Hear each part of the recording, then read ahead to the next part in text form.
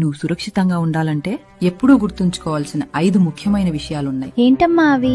మొదటిది, నువ్వు ఒంటరిగా బయటికి వెళ్ళినప్పుడు ఎప్పుడూ ఖాళీగా ఉన్న ప్రదేశాల్లోకి వెళ్ళొద్దు. జనం ఉండి కెమెరాస్ ఉన్న పెద్ద రోడ్స్ లోనే నడువు. రెండవది, ఎవరైనా పెద్దవాళ్లు నీ సహాయం అడిగితే వెంటనే నో అని చెప్పి అక్కడి నుంచి వెళ్లిపో. నార్మలీ పెద్దవాళ్లు పిల్లల్ని హెల్ప్ అడగరు. మూడవది, ఎవరైనా స్ట్రేంజర్ ఏదైనా ఇస్తే దాన్ని తీసుకోవద్దు, తాకొద్దు, తినొద్దు, దాని వాసన కూడా చూడొద్దు. నాలుగవది, మన ఫ్యామిలీ గురించి పర్సనల్ డీటెయిల్స్ ఎవరికీ చెప్పొద్దు. లైక్ మన అడ్రస్, అమ్మా నాన్న చేసే పని, ఇంట్లో ఎంతమంది ఉంటారు, లేదా నువ్వు ఒంటరిగా ఉన్నావా లేదా అనే విషయాలు ఎవరికీ చెప్పకు. ఐదవది, ఎవరైనా ఏమైనా చేసి ఇది మీ పేరెంట్స్ కి చెప్పొద్దు అంటే అది వెరీ సీరియస్ వార్నింగ్. వెంటనే నాకు లేదా నాన్నకి చెప్పాలి. సరే అమ్మా, నేను ఇవన్నీ గుర్తుంచుకుంటాను. Very good. ఇతరులపై మర్యాదగా ఉండటం కంటే కూడా నీ సేఫ్టీ చాలా ఇంపార్టెంట్. ఎవరైనా తప్పుగా కనిపిస్తే నీ మనసు చెప్పేది నమ్ము. ఏదైనా అసౌకర్యంగా అనిపిస్తే వెంటనే చెప్పు. మాట్లాడడానికి అస్సలు భయపడొద్దు. ఓకే అమ్మా.